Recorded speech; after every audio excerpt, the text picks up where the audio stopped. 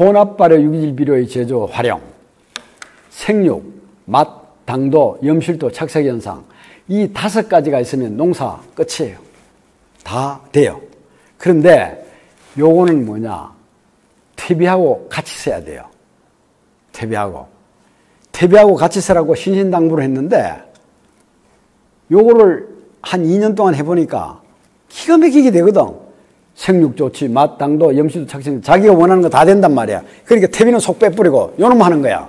그러면 요놈이 한 3년까지는 버텨주는데 4년째부터 농사가 안 되는 거야. 그러니까 다시 찾아오는 거야. 그래, 어쩌면 됩니까? 퇴비 썼나? 퇴비 안 썼습니다. 내가 처음에 뭐라 했노? 퇴비하고 이거 같이 써라 했지 않냐? 이렇게. 이거 무서도 잘 돼가고 그랬습니다. 머리 걸쩍걸쩍 끓고 그러거든. 보세요. 쌀겨 70kg, 유박 20kg. 이거 시중에 파는 유박대요. 어분 10kg. 어분은 이게 왜 그러냐면은 발효를 할 때는 육해공군이 다 들어가야 돼요. 육해공군. 근데 지금 공군이 없잖아요. 근데 육군도 비가 많이 오고 다 쉽게 내려가 버리는 거야, 이게. 그러니까 육지에 있는 거는 아까 미네랄이 부족한 거 보셨잖아요. 그러니까 바닷물로 쉽게 내려간 걸 끌어올리는 게 어분인 거야, 어분. 이게 고깃가루 이거 싸게 만들어 갖고 퇴비식으로 해가 가루를 파는 데가 있더라고요. 그게 이제 저는 그게 아직 사장이 누군지 공장이 어디인지 모르겠는데 장보고 퇴비라고 치면 이게 나온대요. 우리 농민들이 잘 알고 계시더라고. 그러니까 택배로 붙여오고 이러는데 고기 낚시하는데 가서 어분 사면은 킬로그램당 5,000원 줘야 돼요. 그건 비싸서 안 돼요. 근데 장보고 그거는 뭐 킬로그램당 1,몇백 원씩 한다던데 20kg인가 15kg에 들어있는데 얼마 안 들어가니까 몇 판 하면 되니까 관계없죠. 그리고 요 세 가지를 합하면 100kg입니다. 100kg. 70, 20, 10. 100kg에다가 요 밑에는 물을 15리터에다가 미생물, 이때는 여러분들이 좋아하시는 EM을 사용하셔도 돼요. 유산균이니까. EM 300cc. 설탕, 당밀. 당밀은 뭐냐면 사탕수수하고 사탕무에서 설탕을 빼고 난 찌꺼기를 당밀이라고 그러는데 이게 겨울철에는 잘 안 녹아요. 여름철에는 녹지만. 그러면 이거 대신에 안 녹을 때는 뭘 쓰느냐? 설탕을 300g 쓰시면 돼요. 그러니까 요거 3개 믹스하고 요 3개를 또 통에다가 타는 거예요. 근데 여기 생수라 그러니까 이 페트병에 들은 것만 생수로 얘기하시는데 그거 아니고 우물물, 강물 전부 다 생수로 치고 수돗물밖에 없다 할 때는 수돗물을 받아갖고 하룻밤을 재는 거라. 그러면 염소가 날아가고 난 뒤에는 사용하셔도 된다 그 얘기예요. 자, 보세요. 쌀깨, 유박, 어분 등의 재료를 잘 혼합한다. 당밀과 미생물을 물과 잘 희석을 한다. 위의 A에다가 요 3가지에다가 B를 물 조력이나 분무기로 뿌려주면서 전체 수분이 30% 정도가 되도록 만든다. 요거 15리터에 요거 풀어갖고 100kg에 주면은 30%가 돼요. 이거보다 더 많이 줘 뿌리면은 수분량이 많으면 군뱅이도 생기고 좋은 품질을 만들 수가 없어요. 제 친구가 해요.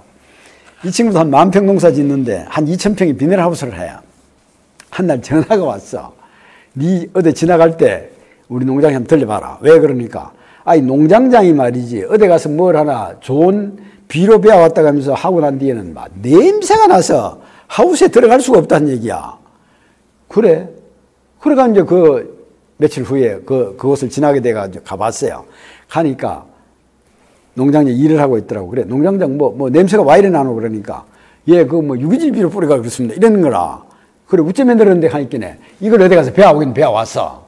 배워왔는데 문제가 뭐냐 하면은 물을 갖다가 요렇게 적게 해야 되는데 아까 퇴비는 섞어갖고 이렇게 지있다가 나오면은 손바닥에 물이 보일락 말락하고 그 다음에 손편처럼 모아져 있으니까 그거는 수분 들어간 것처럼 보이는데 이거 15리터에 물을 요 뿌리니까 뿌린 동 많은 데고 이 지있다가 놓으니까 막 흐스러지고 이러거든. 여기다가 막 물을 듬뿍 뿌리는 거라. 퇴비식으로. 그럼 이게 썩어버려요. 발효가 안 되는 거야, 이게. 그래갖고, 만약에 이런 식으로 만든다 할 것 같으면, 물 많이 줘가 만들면, 요 한 오큼 하면요, 이 방에 들어오지를 못합니다. 냄새 때문에. 그러니까 이거를 잘 만들어야 돼. 안 그러면 또 수분량이 많으면 구매도 생기고 이래요. 이래갖고 만드는 방법이 70kg, 유박 20kg, 이거 쌀geb니다. 어분 10kg 믹서를 하죠. 여기 15리터 물에다가 이제 당밀하고 그 다음에 미생물을 태워갖고 조로로 갖고 이제 주는 거예요. 그래갖고 만약에 당장 세야 되겠다 할 때는 이거를 비 안 맞는데 햇빛 쨍 하는데 말고 잡아여갖고 이거 레끼로 갖고 50cm 이상 쌓지 말고 하루에 한두 번씩 끓여주는 거예요. 50도 이상 되면 유산균이 죽어버리니까. 이래갖고 한 열흘 내지 보름 후에 이거는 막바로 사용하시면 돼요. 이거는 혼합발효 유기질 비료에 그 호기성 발효 공기가 들어가도록 하고, 아니다 이게 6개월 내지 한 1년 정도 놔두겠다, 내년 봄에 내년에 써야 되겠다 할 때는 이렇게 포대기에 담아요. 포대기에 담아갖고 바늘구멍도 없이 딱 틀어막아요.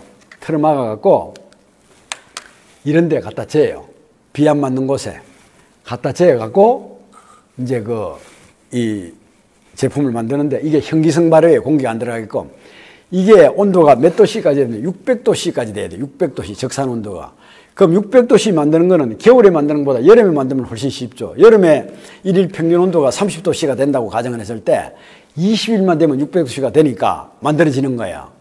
그러면 20일, 그래 600도씨가 된 후에 이걸 열어보면 아무것도 안 보여. 안 보이는데 냄새는 누룩 냄새가 나요.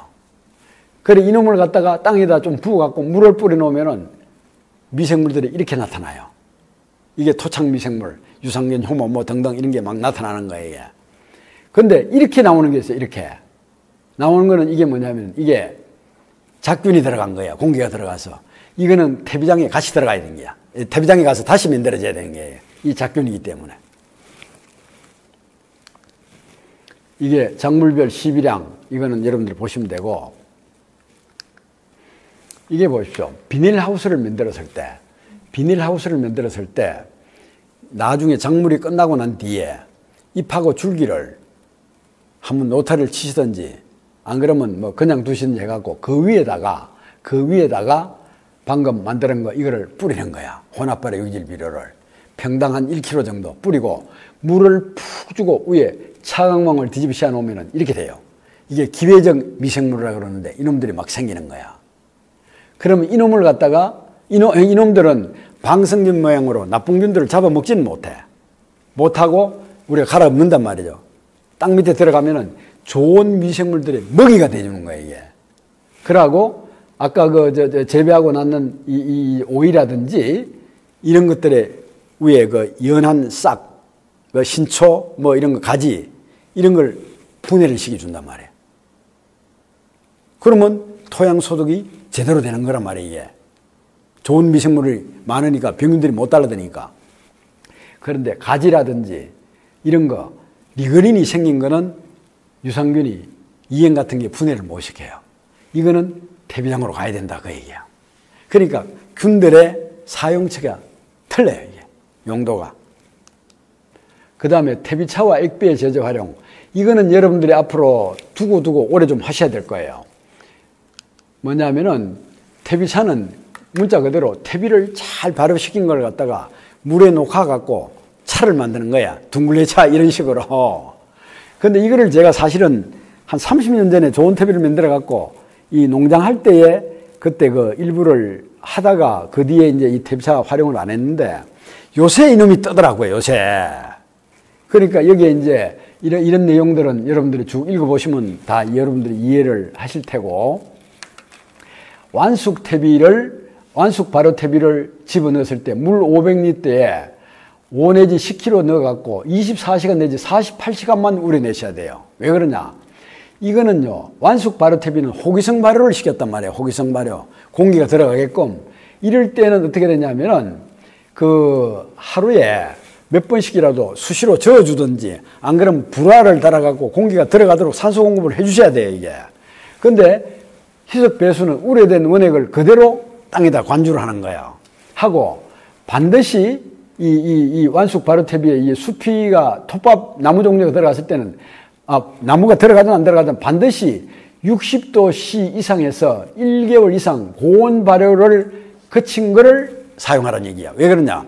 60도씨 이상 안 올라가면은 적이 안 돼요. 작균들이 안 죽어요. 그러니까 좋은 균들을 만들어 놨을 때, 그러니까 아까 내가 그 말을 빠뜨렸는데 대비 발효를 시킬 때 서서히 고온으로 올라가잖아요. 올라갔다가 60도씨 이상 올라갔다가 내려갈 때 그때 뒤적여줘야 되거든. 이거는 산소가 부족할 때 이렇게 온도가 내려간단 말이에요. 이 온도가 올라가는 것은 호기성 미생물들의 호흡열, 산소를 빨아들이고 내 뿜을 때 온도가 올라간단 말이에요. 이게. 그러면은 이게 산소가 없을 때에 현기성 미생물들이 달라들면 온도가 또 내려가기 시작하는 거야. 그럴 때 드벼버리는 거야. 그러면 또 온도가 올라간단 말이에요. 오르락 내리락 하는데 이럴 때에 그 고온이 되면은 작균들이 다 죽고 몇 번 뒤적이고 나면 온도가 50도 이상 안 올라가요. 그럴 때부터 50도에서 40도가 될 때 방석류라든지 좋은 미생물들이 그때 막 정착이 되는 거야. 그러니까 디벼주면 디벼줄수록 이 농사 잘 짓는 분들은 뭐냐면은 포크레인 갖고 디벼주는 그게 돈이 비싸다고 얘기를 하는데 포크레인 값 들인 게 나중에 저 농약 값하고 인건비보다 더 싸게 친다는 얘기를 하는 거예요. 그 속에 좋은 미생물들이 있을 때. 그러니까 포크레인도 디벼줄 때 저게 제일 어려운데 포크레인은 하루 쓰나 반나절 쓰나 값이 똑같습니다. 그러니까 두 사람이 짜는 거야. 내가 오전에 할 테니까 네가 오후에 해라. 그럼 하루에 한 40만 원에서 50만 원 그 사이인데 n분의 1 하는 것 같으면 20만 원 정도면 하면 되거든요. 그러면 하루에 그 반나절에 한 100톤씩 할 수가 있거든요. 그러니까 몇 번 디벼주는 거 돈 얼마 안 들어가요, 그게. 겁을 내가 그렇지. 서울 갔다 온 사람이 이깁니까? 안 갔다 온 사람이 이깁니까? 안 갔다 온 사람이 이기거든요. 안 해본 사람이 이긴다고. 힘들어 안 된다고. 해본 사람들은 많은데. 상황이 그래요, 지금. 그래서 후숙을 잘 시킨 완숙태비 속에는 좋은 미생물들이 많으니까 또 좋은 영양분들이 많이 우러나오니까 좋다, 그 얘기고. 그 다음에 조금 전에 얘기한 혼합발의 유질비료. 이게 복가시라는 말이 뽀글뽀글한 말이거든요, 이게.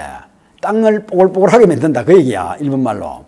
그래서 물 500리터에 조금 전에 만드는 거 20kg를 넣어갖고 24시간 우려내요. 근데 이것도 어떤 분들 보면 오래 우려낸다고 보름 이상 담그는 사람들이 있더라고. 근데 이거는요, 24시간 딱 우려내고 끌어내야 돼요. 안 되면 이게 썩어버려요. 썩어버리면 이 냄새가 대단해요. 액비 만든다고 가보면은 이게 이 현기성 발효시켜야 될 걸 갖다가 그냥 오픈시켜가고 하니까 농장 전체가 냄새 때문에 못 당기겠어요. 그래, 그건 또 다음 기회에 하도록 하고, 이거는 원액 그대로 관주 또는 50배 내지 100배로 연면살포를 해줘도 돼요. 오래 담궈두면 냄새가 나고 미생물 효과가 거의 없다. 이제 요 내용 뭐 그대로 줄 거니까. 그쵸? 되고. 그 다음에 포화용존 산소라는 하는 게 있어요. 요게요, 온도가 8도씨에서 32도까지는 산소가 그대로 잘 녹아요, 그게. 이거 이하거나 이거 높으면은 물 속에 산소가 부족돼요. 그러면 이게 미생물이 생활을 잘 못해요. 이게 이 숙성된, 그래, 발효시키는 과정인데, 퇴비차를 만드는 과정인데, 거품이 많으면 많을수록 좋은 거예요. 미생물 숫자가 많다는 얘기예요, 이게. 많고, 요 재료를 하는 거, 요 나와요. 얼마에서 언제까지. 근데 이거를 사용하는 김 무슨 농각하는 이분은요, 내가 참 이분을 농민이지만은 진짜 좋아해요. 좋아하는 이유가 뭐냐면은 토양 유기물 함량을 한 4% 정도 이상으로 만들어 놓고 해마다 충분한 퇴비를 넣으면서 퇴비차를 활용하니까요, 농사가 어느 정도 되는지 한번 보자고요. 이게 안 넣은 거, 퇴비차 안 넣은 거, 퇴비차 넣은 거, 이렇게 차이 나요. 이거는 퇴비차 안 넣은 거, 퇴비차 준 거, 이렇게 차이 나요. 근데 여러분들이 제일 궁금한 거는 이걸 거예요, 아마. 초장, 한 주에 키가, 이거는 225cm가 평균인데, 이거는 퇴비차 준 거는 270cm. 차이가 얼마입니까? 65가? 55? 65네. 55. 45, 그래. 45cm가 더 크죠. 분지수는 얼마입니까, 이게? 86개가 더 많은 거예요, 이게. 86개. 그 다음에 이거는 90 몇 개 차이가 나는 거예요, 이 열매. 열매가 이게 제일 중요하잖아요. 이게 보면은요, 평당 5주 심었는데 600개가 달린다는 얘기거든요. 3,000개잖아요. 3,000개에서 180개가 한 거이니까 얼마 돼요? 11 니네 건 따는 거야, 이게. 고추는요, 다년생이기 때문에 조건이 맞으면은 계속 자라요. 그러니까 이런 봄에 심어갖고 11월 달이나 12월 초순까지 따니까 이게 가능한 거예요, 이게. 그러니까 우리는 일반 뭐 그냥 그것도 중요하겠지만은 이렇게 농사 잘 짓는 농민들하고 같이 연구를 꽤 많이 합니다. 이런 자료들을 매년 이제 내놓을 겁니다, 우리가. 그 다음 녹비작물. 여러분들 잘 아시죠? 헤아르베지, 자운형. 이 두 가지가 우리나라의 대표적인데, 자운형은 그 평균 온도가 마이너스 5도 이하 되는 데는 안 돼요, 이게. 크림송 클로바. 네마황, 요놈하고, 네마장황, 요거하고, 덜깨하고, 그 다음에 이게 갓하고, 요 네 가지는요, 이 선충이 많은 땅에 요거를 심으면은 적이 안 돼요. 선충이 안 생겨요. 요건 앞으로 여러분들 좀 활용하시고, 요게 수단그라스, 그 다음에 옥수수, 세스파니아, 이거는 그 염류집적이 많이 된 땅에서 요 놈을 하면은 그 적이 돼요. 염류를 빨 수 있는 적이 돼요. 0.5%까지 된대요, 이게. 그 다음에 호밀, 뿌리가 1m까지 내려가요. 토양을 유기물 올리려면은 녹비작물 중에서 호밀이 제일 좋아요. 귀리, 요새 인기 있죠? 이게 이제 건강식으로. 청보리, 이거는 이쪽에 어디죠? 고창입니다, 고창. 이거 왜 심었을까요? 여러분들 아마 아직까지도 모르실 텐데, 이거는 저겁니다. 인산집적이 많이 되는데, 이거를 심으면은, 2, 3년 동안에 한 번씩 심으면은, 인산질을 가장 잘 빠는 작물이 참깨입니다. 그래갖고, 이 재배를 하신 후에 참깨를 떨어갖고, 이용할 수도 있고, 나머지 대궁은 퇴비화를 한다든지 다시 되돌려주는 방법. 이게 독일에서 제일 많이 하는 방법인데 한국에도 지금 상당히 많이 하고 있습니다.